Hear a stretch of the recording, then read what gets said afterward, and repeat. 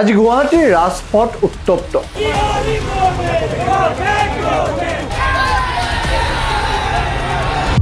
যি আৰ্যনগৰত কালিৰ দিনটোত একাংশ বিহাৰী দুষ্কৃতিকাৰীয়ে অসমীয়াৰ বিৰুদ্ধে মাত মাতিছিল, জয় বিহাৰ জয় বিহাৰী শ্লোগান দিছিল। সেই একেইখিনি ঠাইত আজি অসমীয়া যুৱক গৈ পেলাই প্ৰতিবাদ কৰে। অসমীয়া যুৱকৰ মুখত জয় আই অসমৰ ধ্বনি, অসমীয়া যুৱকৰ মুখত শৰাইঘাটৰ ৰণৰ উদাহৰণ, অসমীয়া যুৱকৰ মুখত স্পষ্ট কথা, অসমত কোনো বিহাৰীয়ে দপদপনি কৰিব নোৱাৰিব। কিন্তু আচলতে সেইদিনাখনৰ ঘটনাত কি হৈছে? আৰক্ষীয়ে জনালে কোনো ধৰণে গো বেক শ্লোগান দিয়া নাছিল। কিন্তু সেয়া প্ৰকৃত সত্য হয় জানো? নে আচলতে এই সমষ্টি বিজেপিৰ বিধায়ক বিজয় গুপ্তাৰ হয়, তেওঁৰ অতি ঘনিষ্ঠ ব্যক্তি আলোক ত্ৰিপাঠী BJYMৰে এজন সক্ৰিয় সদস্য।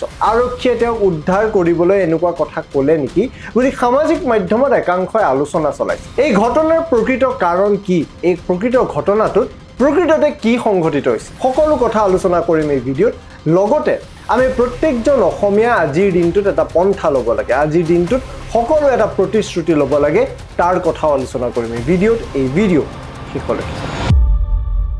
নমস্কাৰ, জয় অসম জয় হিন্দ, মই অভয় ভূঞা এটা নতুন ভিডিঅ'লৈ স্বাগতম জনাইছোঁ। জুন 7 তাৰিখে ৰাতিপুৱাৰ ভাগত জিতেন্দ্ৰ হালৈ নামৰ এজন ব্যক্তিয়ে আৰ্যনগৰত গৈ তাতে চলাই থকা অবৈধ ড্ৰাগছ, অবৈধ গাঞ্জাৰ ব্যৱসায়ৰ বিৰুদ্ধে প্ৰতিবাদ কৰিছিল। এটা ৱেব পৰ্টেলৰ লগত কথা পাতি থকাৰ সময়ত জিতেন্দ্ৰ হালৈৰ ওপৰত অভিযোগ কৰা মতে একাংশ বিহাৰী দুষ্কৃতী আহি আক্ৰমণ কৰে। তাৰে মূল কাৰণ, বিগত সপ্তাহ ধৰি জিতেন্দ্ৰ হালৈ ফেচবুক মাধ্যমেৰে এই বিশেষ ড্ৰাগছ অথবা গাঞ্জাৰ যি ব্যৱসায় অবৈধভাৱে গুৱাহাটী মহানগৰীত চলি আছিল, তাৰ বিৰুদ্ধে এটা অভিযান চলাইছে। এই অভিযানত যদিও আৰক্ষীৰ সহায় তেওঁ লোৱা নাছিল, তেওঁ অকলশৰীয়া আৰু নিজাববীয়াকৈ এই গোটেইখিনি অবৈধ ধান্দাক এক্সপ'জ কৰিব খুজিছিল। লগতে যিখিনি ব্যক্তি ইয়াৰ লগত জড়িত হৈ আছিল তেওঁলোকক ধৰিবলৈ চেষ্টা নিজেই কৰিছিল। বিগত সময়ছোৱাত যেতিয়া তেওঁ এই প্ৰতিবাদ, এই এক্সপ'জাৰবোৰ কৰি আছিল, সেইখিনি সময়ত তেওঁ মুকলিকৈ বাৰে বাৰে এই কথাটো কৈছিল যে কোনোপধ্যে বিহাৰীয়ে এই স্থানত কোনো দোকান, কোনো ব্যৱসায় বা অবৈধ ধান্দা কৰিব নোৱাৰে। আৰু তাৰে প্ৰতিশোধ ল'বলৈ অভিযোগ কৰা মতে জুন 7 তাৰিখে তেওঁ যেতিয়া মিডিয়াৰ সন্মুখত কথা পাতি আছিল, একাংশ বিহাৰী যুৱক আহি তেওঁৰ ওপৰত প্ৰহাৰ কৰে। প্ৰহাৰ ইমানেই গুৰুত্বপূৰ্ণ আছিল, ইমানেই ছিৰিয়াছ আছিল যে তেওঁ এখন দোকানৰ ভিতৰত লৈ গৈ প্ৰহাৰ কৰিছিল। অৱশেষত আৰক্ষী আহি তেওঁক উদ্ধাৰ কৰাৰ পিছত তেওঁক তাৰ পৰা ৰক্ষা কৰি লৈ যোৱা হয়। কিন্তু তাৰ পিছত পৰিস্থিতি শান্ত নহয়, পৰিস্থিতি উত্তপ্ত হয়। পৰিস্থিতি উত্তপ্ত হৈ থকা সময়তে যিজন সাংবাদিকে সেই বাইটটো কালেক্ট কৰি আছিল, তেওঁ ভিডিঅ' ৰেকৰ্ডিং কৰি থকা সময়তে একাংশ বিহাৰী সম্প্ৰদায়ৰ যুৱক আহি তেওঁৰ ওপৰতে তেওঁলোকৰ বিৰুদ্ধে মাত মাতা আৰম্ভ কৰিল। সেই ভিজুৱেলছ বা সেই দৃশ্য ইতিমধ্যে কেমেৰাত বন্দী হৈছিল। আমাৰ স্ক্ৰীণত সন্মুখত চাই থকা এই মুজ থকা ব্যক্তিজনৰ নাম আলোক ত্ৰিপাঠী। আলোক ত্ৰিপাঠী ভাৰতীয় জনতা যুৱ মৰ্চাৰ ট্ৰেজাৰাৰ হয়। তেওঁ বাৰে বাৰে এই গোটেই ঘটনাটোক নেতৃত্ব দিয়া বুলি কথা সন্মুখলৈ আহিছে। তেওঁ বাৰে বাৰে সন্মুখত আহি তেওঁৰ যি ধৰণৰ এগ্ৰেশ্যন, তেওঁ যি ধৰণে কথাখিনি দেখাব খুজিছে, এয়া স্পষ্টকৈ কেমেৰাত আমি দেখা পাইছোঁ। কথাখিনি চলি থকা সময়তে হঠাৎ যিজনে কেমেৰা কৰি আছিল তেওঁ অভিযোগ উত্থাপন কৰে যে অসমীয়া গো বেক বুলি ধ্বনি দিছে বা শ্লোগান দিছে। এই কথাক লোৱাৰ পিছতে কালি যেতিয়া সংবাদ মাধ্যমকে ধৰি সামাজিক মাধ্যমত তাক আলোচনা কৰা হয়, অসমত নিশাৰ ভাগতে এটা উত্তপ্ত পৰিস্থিতি হয়, যাৰ ফলত আজি জুন 8 তাৰিখৰ ৰাতিপুৱা আৰ্যনগৰত সাংঘাতিক যান-জঁট হয়। অসমীয়া যুৱক বিশেষকৈ বহুকেইটা দল সংগঠন ওলাই আহি মুকলিকৈ প্ৰতিবাদ কৰে। বিহাৰীৰ বিৰুদ্ধে তেওঁলোকে হুংকাৰ দিয়ে আৰু স্পষ্টকৈ কয় যে অসমত কোনো এজন অসমীয়া যুৱক বা যুৱতীৰ ওপৰত আক্ৰমণ আৰু অসমীয়া ভাষা বা অসমীয়া জাতিৰ বিৰুদ্ধে কোৱা কথা সহ্য কৰা নহ'ব। অসমীয়া গো বেক দিয়া আৰু অসমীয়াৰ ওপৰত প্ৰহাৰ কৰা, সংবাদকৰ্মীৰ ওপৰত প্ৰহাৰ কৰা এই অনা অসমীয়া লবিৰ যোনে প্ৰশ্ৰয় দিছে, সেই প্ৰশ্ৰয় দিয়া আমি গম পাইছোঁ। সদৌ অসম কাবাডী সন্থাৰ সভাপতি আলোক ত্ৰিপাঠী বুলি এই ব্যক্তিজনে উচতনিৰ ফলতে কালি কাজিয়াখনৰ সূত্ৰপাত হৈছে।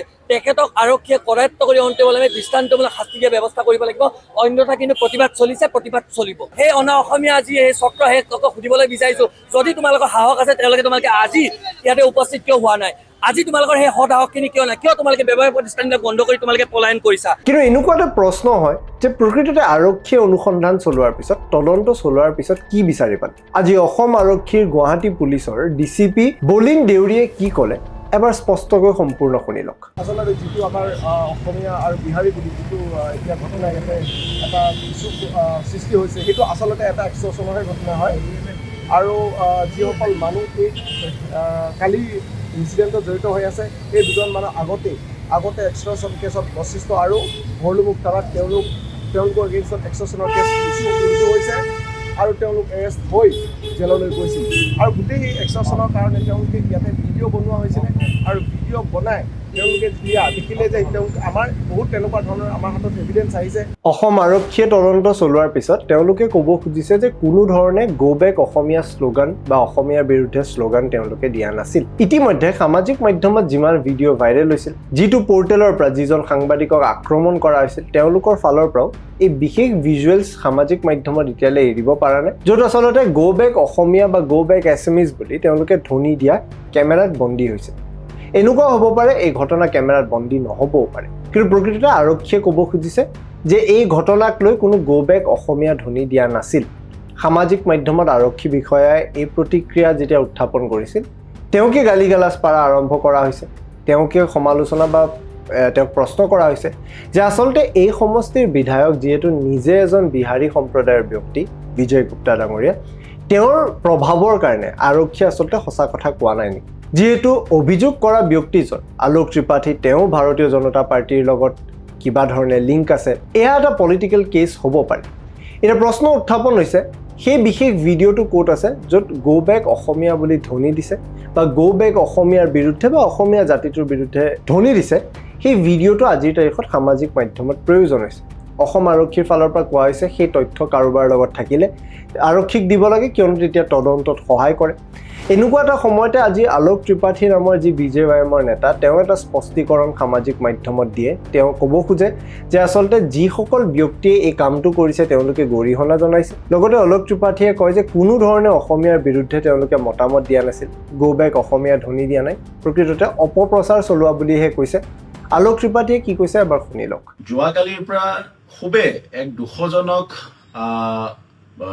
এক মন্তব্য, এক অপপ্ৰচাৰ এনেকুৱা ধৰণৰ সামাজিক মাধ্যমত মই শুনা পাই আছো আৰু জানিবলৈ খুব দুখিত অনুভৱ কৰিছোঁ যে সেই স্থলীত তাত এক নেগেটিভ পৰিৱেশ য'ত সৃষ্টি হৈছিলে আমাৰ আৰ্যনগৰ ব্ৰিজৰ তলত, তাত কোনোবাই বোলে আপোনাৰ অপপ্ৰচাৰ কৰিলে যে অসমীয়া গো বেক ক'লে বা এছামিজ গো বেক কৈছে। কিন্তু মই 100% মই ঈশ্বৰক মই বিশ্বাস কৰোঁ, মই নিজক মই শপত খাই কৈছোঁ আৰু ঈশ্বৰক মই শপত খাই কৈছোঁ যে মই আৰু মোৰ লগত যিকেইজন আছিলে কোনো অসমীয়া গো বেক তাত কোৱা নাই। এতিয়া প্ৰশ্নটো হৈছে গো বেক অসমীয়া ধ্বনি দিয়া বা এজন অসমীয়া ব্যক্তিয়ে যেতিয়া ড্ৰাগছৰ নিচিনা ভয়ংকৰ ব্যৱসায় এটাৰ বিৰুদ্ধে মাত মাতিবলৈ গৈছিল বা তাক এক্সপ'জ কৰিব গৈছিল, হয় তাতে এয়া লেপচেছ থাকিব পাৰে যে তেওঁ আৰক্ষীৰ সহায় লোৱা নাই, নিজে তেওঁ কৰিব গৈছিল। কালিলৈকে আমিও যদি ৰিপৰ্টিং কৰোঁ বুলি ভাবোঁ, মই এটা ঘটনাক ৰিপৰ্ট কৰিব পাৰোঁ, মই তাতে গৈ এক্টিভিজিম কৰিব নোৱাৰোঁ। আৰক্ষী বা এডমিনিষ্ট্ৰেশ্যনৰ সেইখিনি সহায় নোহোৱাকৈ ইমান ডাঙৰ এটা কাম কৰিব যোৱাৰ আগত তেওঁৰ তাত অনুমতি আছিল নে নাই সেয়াও আমি নাজানো। কিন্তু সেই ঘটনা হোৱাৰ পিছত এটা দৃশ্য মোৰ চকুত পৰিছিল যে এই ঘটনা হৈ যোৱাৰ পিছত হঠাৎ তাতে জয় বিহাৰ আৰু জয় বিহাৰী ধ্বনিটো দিয়া আৰম্ভ কৰিছিল। মই এই কথা এইকাৰণে উল্লেখ কৰিছোঁ কিয়নো ইয়াতে থকা বেছিভাগ ব্যক্তি অসমত বিগত 5-10 বছৰত অহা ব্যক্তি নহয়, এওঁলোকৰ পৰিয়াল প্ৰায় 3-4 প্ৰজন্ম তেওঁলোক গুৱাহাটীতে থাকে। বিজয় গুপ্তা ডাঙৰীয়াও শেহতীয়াকৈ কৈছিল তেওঁলোকৰ আজু ককাকৰ দিনৰ পৰা তেওঁলোক অসমত থাকে, তেওঁলোক প্ৰকৃততে খিলাঞ্জীয়া, তেওঁলোক অসমত থকা অসমীয়া। কিন্তু প্ৰশ্নটো উত্থাপন হয় যে অসমত থকা কোনো এজন বিহাৰী সম্প্ৰদায়ৰ মানুহে হওক, মাৰোৱাৰী সম্প্ৰদায়ৰ মানুহে হওক বা আন কোনো সম্প্ৰদায়ৰ মানুহ হ'লেও যদি অসমতে তেওঁলোকৰ জন্ম হৈছে, তেওঁলোকৰ যদি গুৰি অসমতে, তে তেওঁলোক বিহাৰী মাৰোৱাৰী প্ৰথমে কিয়, তেওঁলোক অসমীয়া প্ৰথমে হ'ব লাগে। তে তাতে জয় বিহাৰৰ নিচিনা শ্লোগানৰ কি দৰকাৰ আছে? এই ভিডিঅ'টো আপোনালোকে ভালকৈ মন কৰক। এই ভিডিঅ'টোত আপোনালোকে স্পষ্টকৈ শুনিব যে গো বেক অসমীয়া ধ্বনি নিদিয়েও যদিও বা সেই যদি ক্লিপ আমাৰ লগত নাইও, জয় বিহাৰ বা জয় বিহাৰী শ্লোগানটো দিয়াৰ কি প্ৰয়োজন আছে? এই ভিডিঅ'টো এবাৰ ভালকৈ মন কৰক।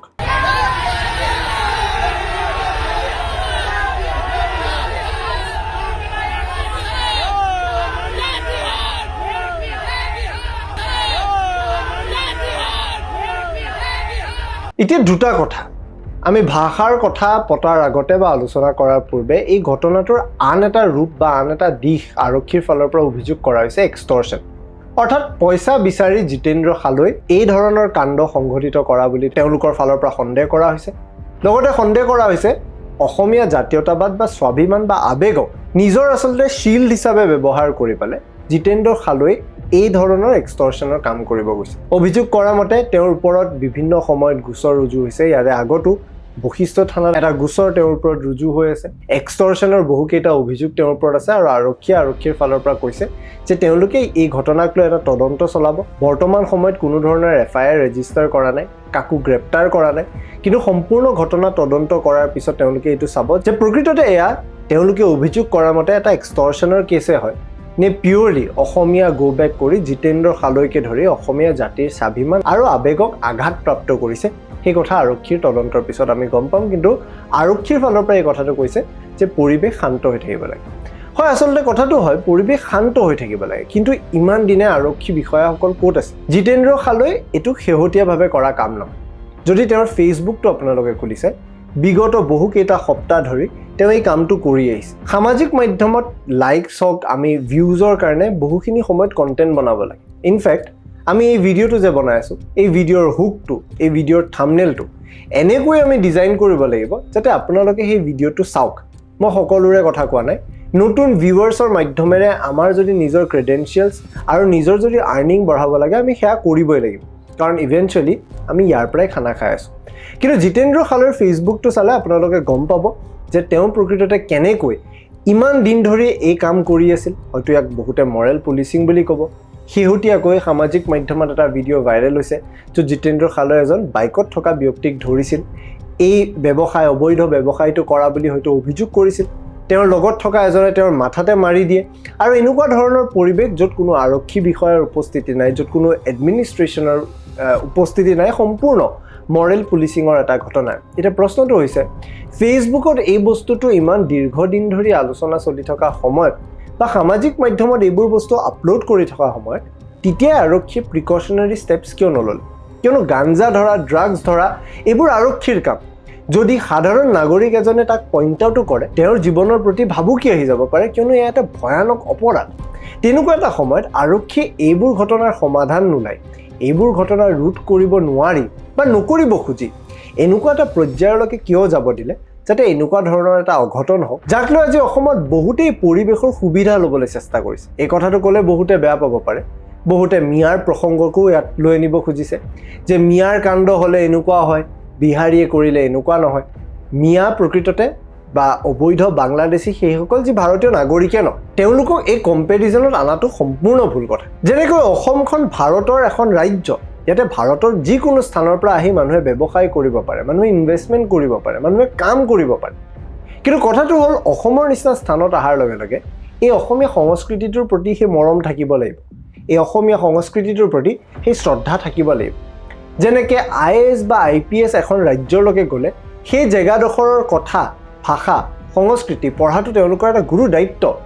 তেনেকৈ অসমতো থকা আন সম্প্ৰদায়ৰ মানুহখিনিও এই সংস্কৃতিটো গ্ৰহণ কৰিবলৈ কিয় টান পায় যদি মনত সদায় তেওঁলোকৰ এই প্ৰশ্নটোৱে থাকে যে তেওঁলোককো অসমৰ এই সমাজখনে গ্ৰহণ কৰিব লাগে। জিতেন্দ্ৰ হালৈৰ এই ঘটনাটোত এনেকুৱা ধৰণৰো অনুভৱ হয় যে আৰক্ষীয়ে এই ঘটনাটো হোৱাৰ পৰা ৰোধ কৰিব পাৰিলে হয়, আগতে যদি একশ্যন ল'লে হয়, আগতেই যদি ইণ্টাৰভিন কৰিলে হয়, হয়তো আমি ইমান বেয়া পৰিস্থিতিলৈ এটা নগ'লোঁ। দ্বিতীয়তে সামাজিকভাৱে এটা কথা কৈছোঁ যে আমাৰ দিনটোত আমি যিমান মানুহ লগ পাওঁ, আমি দিনটোত যিমানখিনি কাম কৰোঁ, এখন শ্বপিং মলৰ পৰা আৰম্ভ কৰি এখন কেফে যোৱাৰ পৰা এটা তেল ডিপুত তেল ভৰোৱালৈকে আমি এনেকুৱা বহুত মানুহ লগ পাওঁ যি আচলতে অসমৰ নহয়, যি আচলতে ভাৰতৰ বিভিন্ন ৰাজ্যৰ পৰা কাম কৰিবলৈ আহে। উদাহৰণস্বৰূপে তেল ভৰাই থাকিলে হঠাৎ আমাক সোধে কিতনে কা চাহিয়ে, আৰু আমাৰ উত্তৰটো এয়া নহয় যে কিমানৰ লাগে তেনেকৈ সোধক, বা এয়া নহয় যে মোক ফুল টেংকি কৰি দিয়ক। আমাৰ উত্তৰটো অট'মেটিকেলি এনেকুৱা হৈ যায় যে ফুল টেংকি কৰ দিজিয়ে, আৰু ভাঙা ভাঙা হিন্দী হ'লে 250 কা ডাল দিজিয়ে। আমি সেইটো ক'বলৈ লাজ নাপাওঁ, কাৰণ আমি অসমীয়া ভাষাটোৰ এনেকুৱা একাষ্টম হৈ গৈছোঁ যে আন ৰাজ্যৰ পৰা কোনো এজন ব্যক্তি আহি হিন্দী হওক, ইংৰাজী হওক, যদি কোনো এটা ভাষাত আমাৰ লগত কথা পাতিবলৈ চেষ্টা কৰে, আমি তেওঁক সেইখিনি উৎসাহও নজনাওঁ যে আপুনি অসমীয়াত কথা পাতক, বৰঞ্চ আমিয়ে নিজে ফেৰ পাতি অসমীয়া ভাষাটোক ছাইডত থৈ আমিয়ে হিন্দীত কথা পাতোঁ।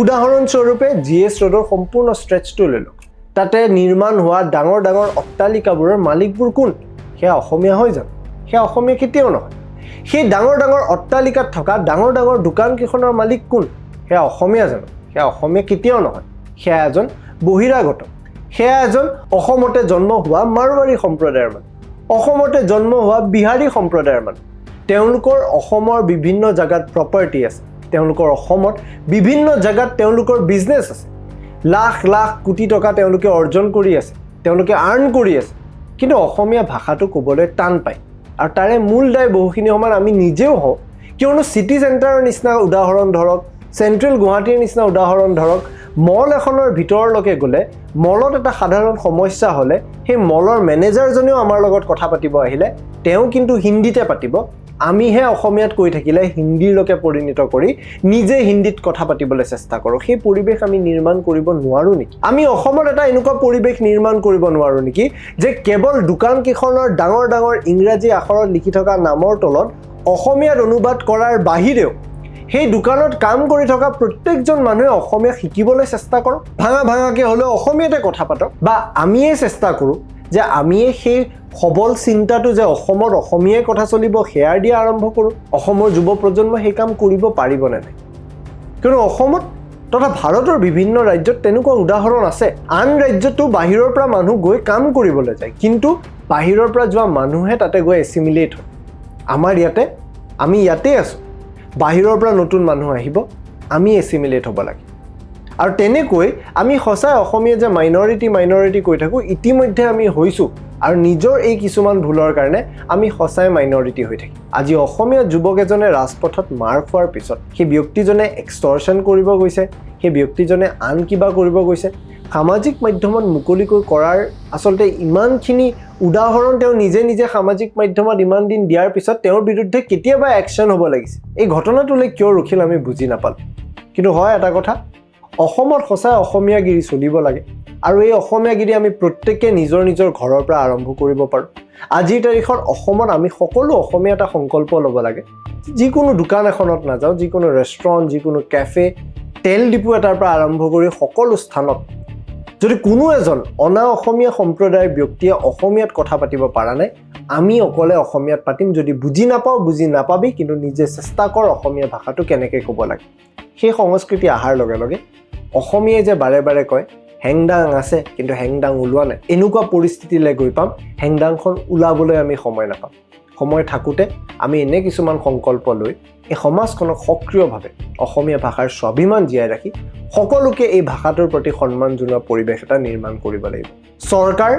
দল সংগঠনৰো ঊৰ্ধত গৈ এয়া প্ৰত্যেকজন অসমীয়া নাগৰিকৰ এটা এটা ডাঙৰ কৰ্তব্য কমেণ্ট ছেকশ্যনত আপোনালোকে কি ভাবে জনাব পাৰে এনে ধৰণৰ ঘটনা আমি কেনেকৈ কমাব পাৰোঁ এনে ধৰণৰ ঘটনাৰ বিপৰীতে আমি কেনেকৈ অসমীয়া সংস্কৃতিটো জীয়াই ৰাখিব পাৰোঁ ইয়াক বৃহৎ কৰিব পাৰোঁ আপোনালোকৰ চিন্তা কমেণ্ট ছেকশ্যনত জনাব পাৰে ভিডিঅ'টো যদি চাই ভাল পালে আমাৰ চেনেলটো ছাবস্ক্ৰাইব কৰিব ভিডিঅ'টো লাইক কৰিব কাৰণ যেতিয়া আপোনালোকে আমাৰ চেনেলটো ছাবস্ক্ৰাইব কৰে ভিডিঅ'টো লাইক কৰে আমি উৎসাহ পাওঁ আৰু অলপ কষ্ট কৰি এটা নতুন ভিডিঅ' বনাবলৈ এই ভিডিঅ'টো চোৱাৰ বাবে ধন্যবাদ